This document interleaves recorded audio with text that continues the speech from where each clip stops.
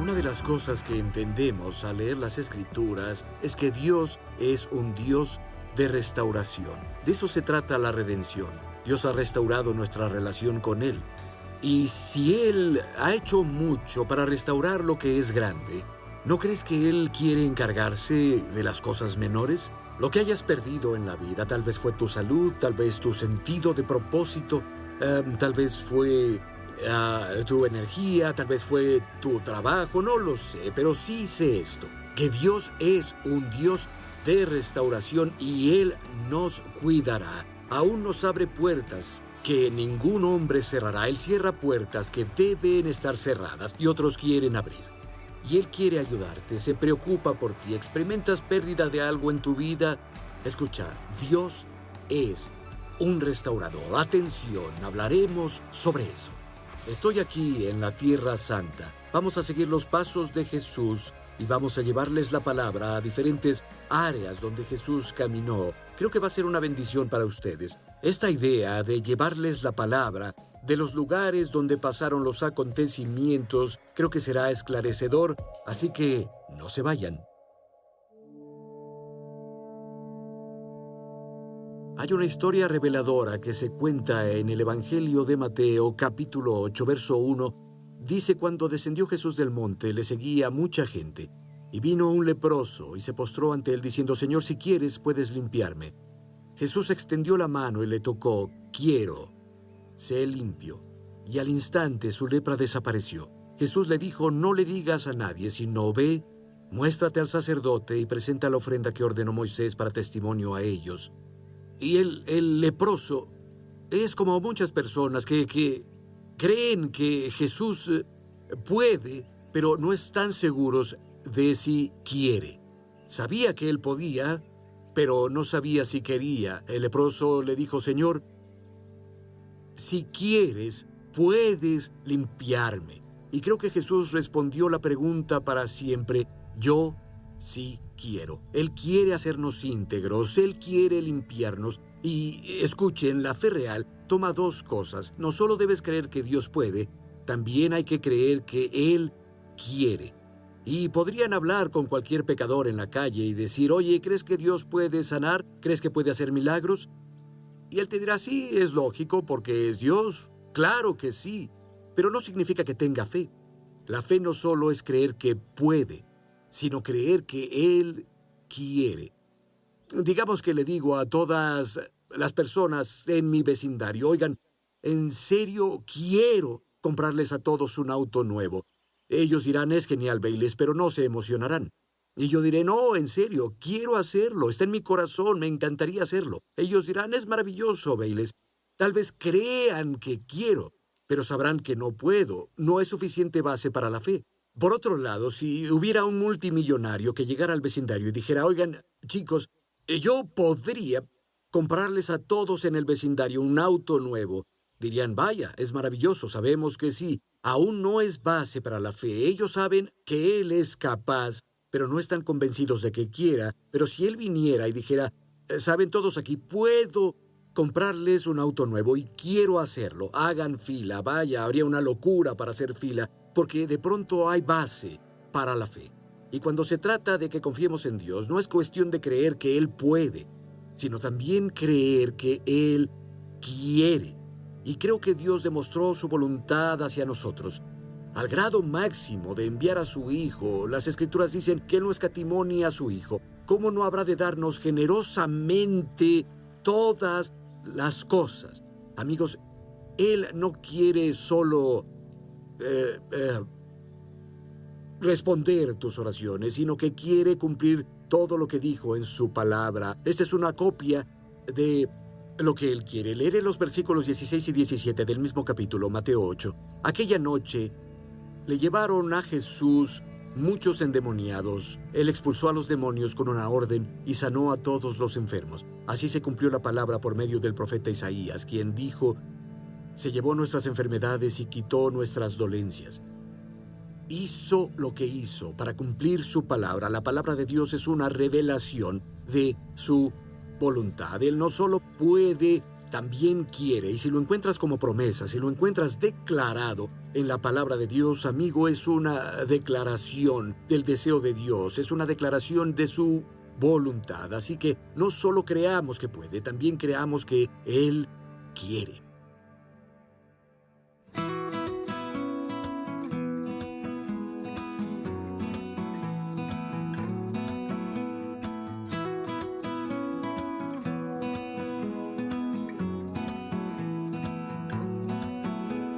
Hola, estoy en el mar de Galilea, donde muchos acontecimientos diferentes de las Escrituras se desarrollaron.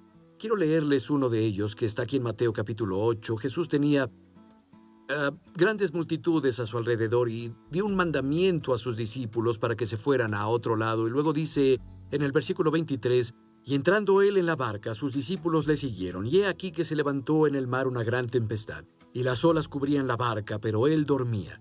Y vinieron sus discípulos y le despertaron diciendo, Señor, sálvanos, que perecemos. Él les dijo, ¿por qué temen, hombres de poca fe? Levantándose, reprendió a los vientos y al mar, y se hizo grande bonanza. Y los hombres se maravillaron diciendo, ¿qué hombre es este, que aun los vientos y el mar le obedecen? Es algo interesante. Leemos en la Biblia sobre Jonás, quien estaba escapando del llamado de Dios. Iba a ir a Tarsis, la moderna España. Estaba tan lejos como se podía ir desde donde él estaba. Y el Señor envió una tormenta a él. Tuvo una tormenta porque desobedeció a Dios. Pero aquí tenemos a los discípulos. Estaban diciendo exactamente lo que Jesús les dijo que hicieran y terminaron en medio de una tormenta. ¿Qué pasó con eso? Bueno, a veces puedes entrar a una tormenta por desobedecer a Dios, pero el hecho de que estés así no significa que estés haciendo algo malo. De hecho, puede ser la evidencia de que haces algo que está bien. Ellos hacían exactamente lo que Jesús les dijo. Estaban en el bote con él y estaban en la tormenta. Y claro, él calmó la tormenta. Estaban impactados. ¿Quién es él? Y no fue la última vez que experimentaron una tormenta en el mar. Creo que en el capítulo 14, Jesús despidió a las multitudes y les dijo que fueran primero que él al otro lado del lago. Y luego él fue a la montaña a orar y a medianoche estaban en medio de una tormenta. La Biblia dice que el viento era contrario, había olas a su alrededor, y Jesús fue a ellos. Eran como las 4 de la mañana, fue caminando sobre el agua. Los había visto luchando, y para crédito de ellos, lograron mantener la proa de la barca en el viento contrario. Tal vez no tenía sentido. Ellos pudieron haber girado y regresado a su punto de origen, pero siguieron avanzando porque Él les dijo que fueran al otro lado. Escuchen, tal vez están en una tormenta. Sigan haciendo lo último que el Señor les dijo que hicieran. Sigan con la proa de su bote hacia el viento, porque, amigos, Jesús irá a ustedes. Él es el rescatador. Y tal vez dijeron, ¿qué rayos sucede? Dios sabe qué está pasando, no le importa, porque estoy haciendo lo que Él me dijo que hiciera. Bueno, amigos, vivimos en un mundo contrario. Nadamos contracorriente en un mundo corriente abajo. Y a veces cuando obedeces a Dios y haces exactamente lo que te dijo que hicieras, habrá fuerzas contrarias que intentarán hacer que gires y vuelvas al otro lado. Pero quiero animarte a que sigas adelante. Jesús irá a ti. Y de nuevo, la historia que leímos en el capítulo 8, me encanta que ellos dijeron, ¿quién es él? A veces debemos darnos cuenta de quién está en el bote con nosotros. Podrían estar en una tormenta en su matrimonio ahora, tal vez en una tormenta financiera, en una tormenta física, tal vez con sus hijos, su vida está de cabeza. ¿Quién está en su bote? Si Jesús está en tu bote, amigo, todo va a estar muy bien. Yo he andado con Él por más de 40 años y créanme, he tenido mi porción de tormentas.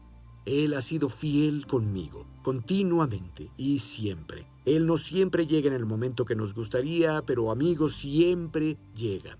Recordé esta mañana sobre cuando finalmente pudimos edificar y mudarnos a las nuevas instalaciones. Fue una locura por años. Antes de eso predicaba 7 veces cada fin de semana. Teníamos reuniones de extensión también, regresábamos a personas cada semana y finalmente llegamos y construimos un edificio donde cupieran todos.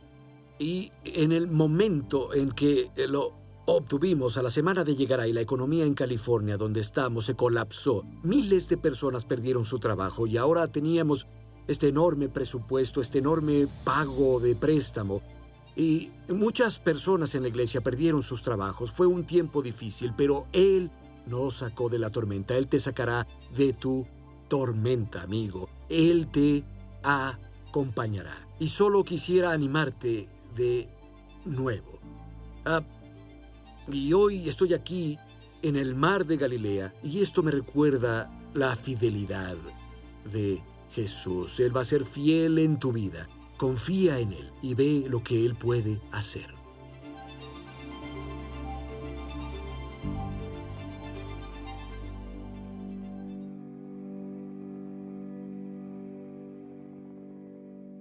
Estoy aquí en la sinagoga de Capernaum.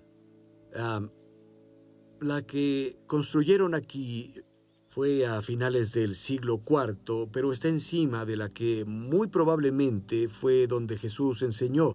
Y hay una historia en Mateo capítulo 8. Dice, entrando Jesús en Capernaum, vino a él un centurión, rogándole y diciendo, Señor, mi criado está postrado en casa, paralítico, gravemente atormentado. Jesús le dijo, yo iré y le sanaré. Respondió el centurión y dijo, Señor, no soy digno de que entres bajo mi techo. Solamente di la palabra y mi criado sanará. Porque también yo estoy bajo autoridad y tengo bajo mis órdenes soldados. Y digo a este ve y va, y al otro ve y viene, y a mi siervo hace esto y lo hace.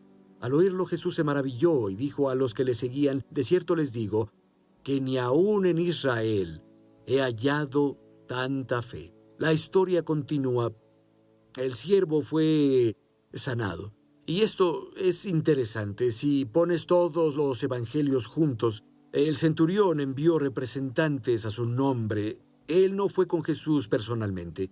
Él envió a los judíos, construyó una sinagoga aquí en Capernaum. Es muy probable que fuera en este lugar donde estamos en este momento.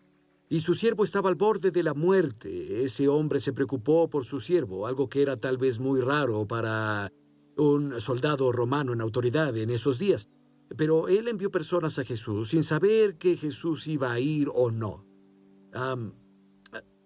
Jesús en ese tiempo de su ministerio tal vez estaba en la cima de su tiempo cuando las multitudes lo seguían, y de pronto esta pequeña delegación de judíos llegó y le dijo, oye, hay un centurión romano, es alguien bueno, construyó esta sinagoga y te pide que vayas a sanar a su siervo. Y tal vez los discípulos pensaron, en absoluto Jesús irá a sanar a una sola persona. ¿No ven las multitudes a su alrededor?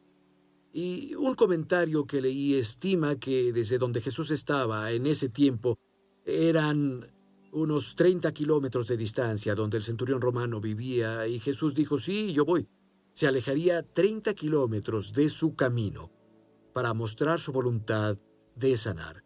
Ahora imaginen al centurión, estaba en casa, solo sabía que Jesús tenía la capacidad de sanar, escuchó historias. Tal vez alguno de sus siervos dijo, sí, me envió a la ciudad a comprar cosas y estando ahí vi que un hombre ciego fue sanado, y alguien más dijo, sí, oí la historia, oí eso. Entonces él envió por Jesús simplemente con la base de que sabía que era capaz. Jesús viajó 30 kilómetros, la jornada de un día, y el centurión debió estar caminando de un lado a otro, y luego algo raro pasó. Cuando vio a Jesús a lo lejos desde su casa, envió a alguien y dijo, oye, no te molestes. Sabes, yo no soy digno de que entres a mi casa, solo di la palabra y mi siervo sanará. Y los discípulos tal vez dijeron, ¿qué? ¿No se molesten? ¿Solo di la palabra? ¿Por qué no lo hicimos hace 30 kilómetros? Caminamos una jornada de un día. Pero de nuevo Jesús se desvió 30 kilómetros de su camino para mostrar que quiere sanar. Y me encanta porque Jesús dijo que el centurión tenía una gran fe.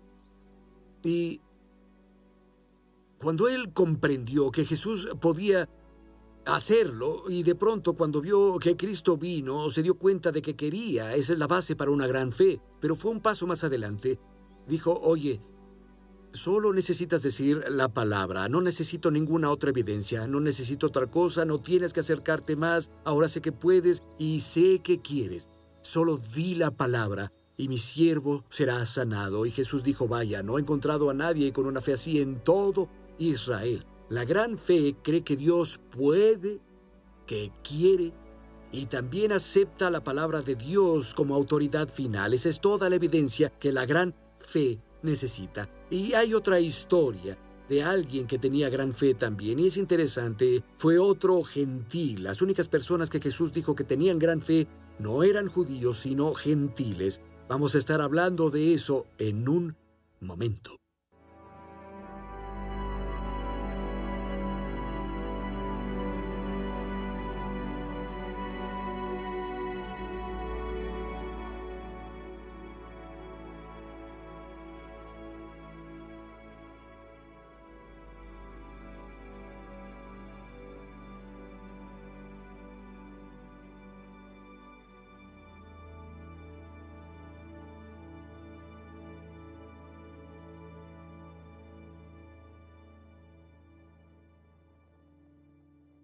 La segunda ocasión en la que sabemos que Jesús dijo que alguien tenía gran fe se encuentra en Mateo 15. Había una mujer sirofenicia cuya hija estaba severamente endemoniada y ella fue con Jesús y los discípulos intentaban encontrar un poco de descanso. Ellos intentaban descansar un poco. Ella básicamente les arruinó las vacaciones. Los discípulos intentaron evitarla, pero ella no se iba. Siguió diciendo, Señor, ten misericordia de mí, ten misericordia de mí. Jesús no le respondió nada. Y luego finalmente ella fue persistente, y él habló con ella. No es correcto quitarle el pan a los hijos y echárselo a los perros. Los hijos son primero. Es decir, era el orden de su ministerio. Era la nación judía primero. No que los gentiles estuvieran excluidos, sino que había un orden divino. Pero ella fue persistente y dijo, mira, incluso los perros bajo la mesa comen las migajas. Y él le dijo, hija, grande es tu fe. Y su hija fue sanada en ese momento. Y creo que nos muestra otro aspecto de la gran fe. La gran fe es tenaz.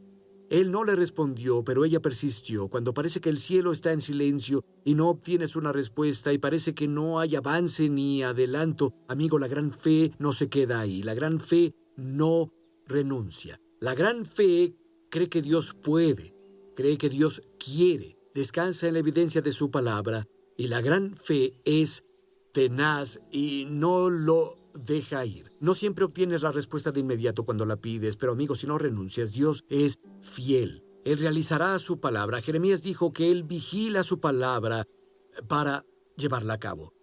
Dios te bendiga. Espero que hayas obtenido algo de esto. La palabra de Dios es rica y escucha, seguiremos viendo estas historias. Y son aplicables a ti ahora, justo donde estás, en tu vida. Él puede ayudarte.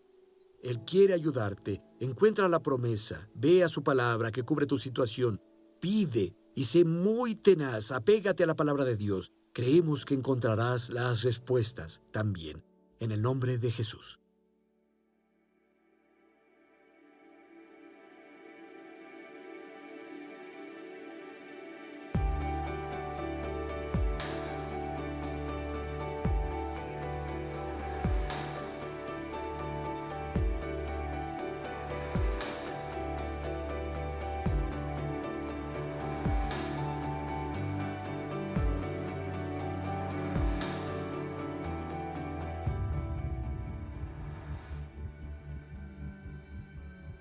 Y Jesús continuó enseñando.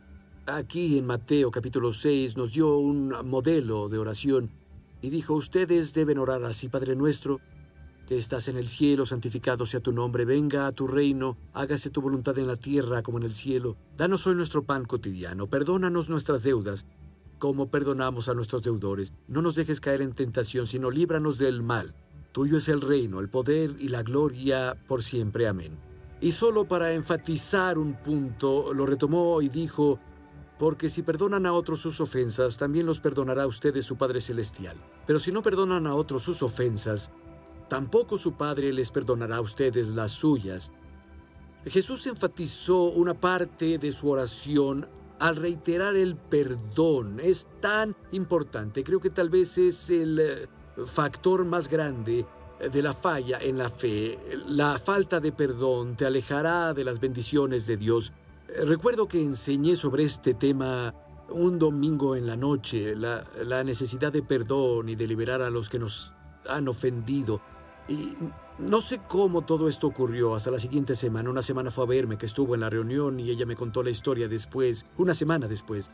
Dijo, sabía que Dios me hablaba, tuve que ir a casa y llamar a mi padre y pedirle que me perdonara. Yo jamás le pregunté qué había hecho su padre o qué dejó de hacer, pero ella dijo, no había hablado con mi padre en más de 15 años.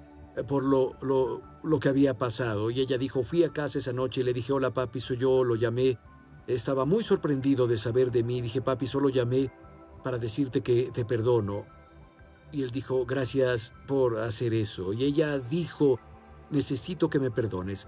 Y él dijo, ¿por qué? Y ella dijo, porque he sentido rencor contra ti por 15 años. Y él dijo, claro, te perdono. Y ella miró a mi cara y comenzó a llorar y dijo, Pastor Bayless, lo que no sabe es que por 15 años tuve una migraña.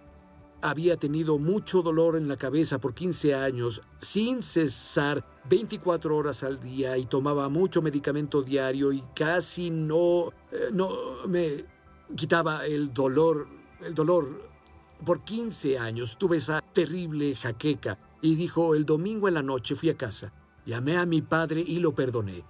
Y cuando desperté a la siguiente mañana, se había ido el dolor de mi cabeza. Ya no tengo ese dolor en la cabeza. Y lloraba, las lágrimas bajaban por su cara.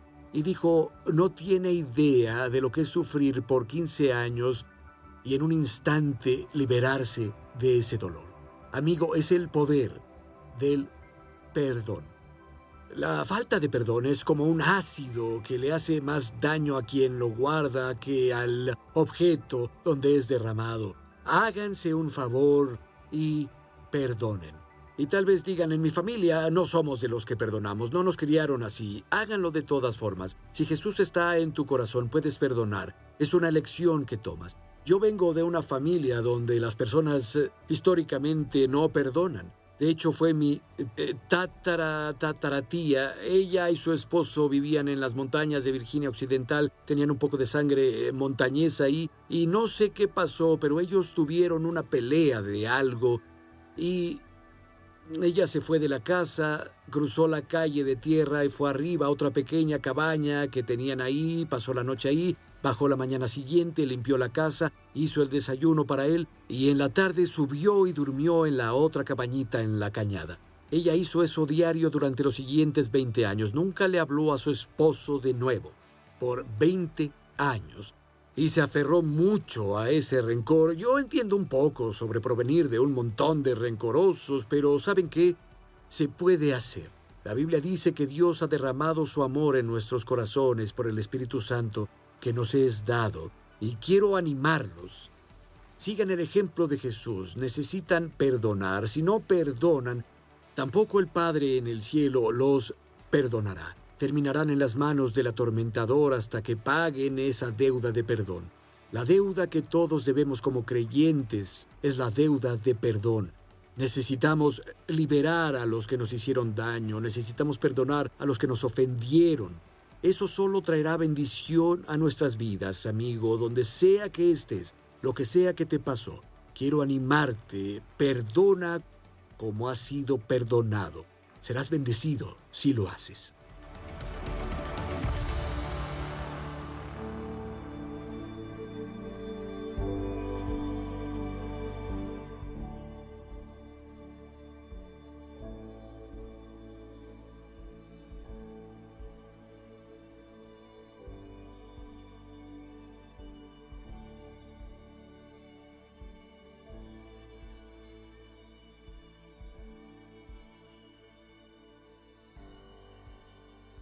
Estoy aquí en Capernaum, es el hogar de Jacobo, Juan, Pedro, Andrés y Mateo. El recolector de impuestos era de aquí también.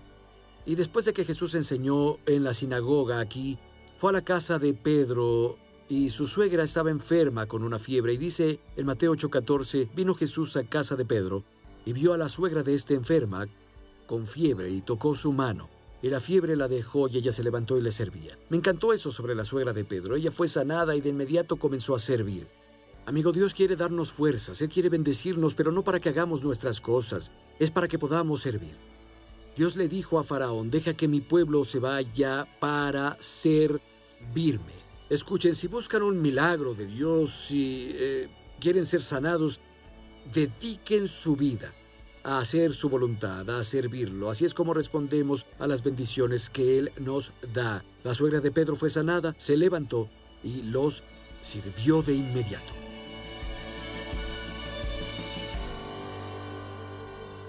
Saben, cuando Dios nos bendice, cuando Dios nos sana, tenemos una responsabilidad. Tenemos la responsabilidad de servirlo y de servir a su pueblo con nuestras fuerzas.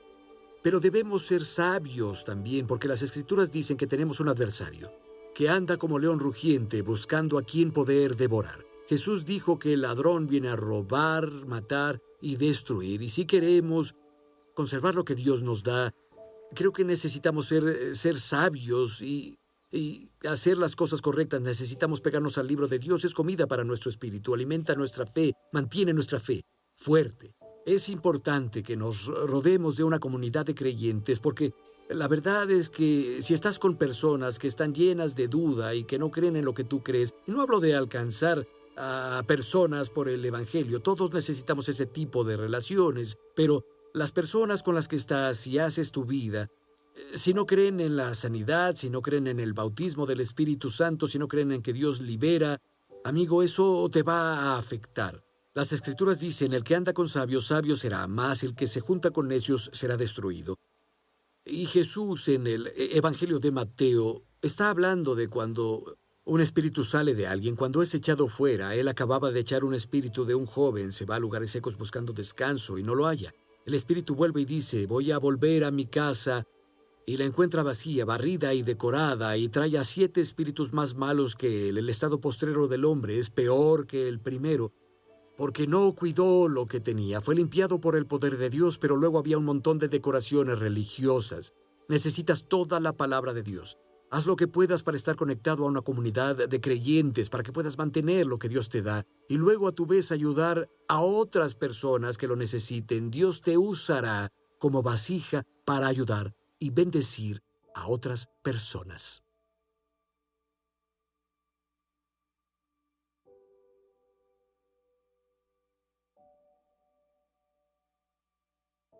Estoy en el monte Tabor.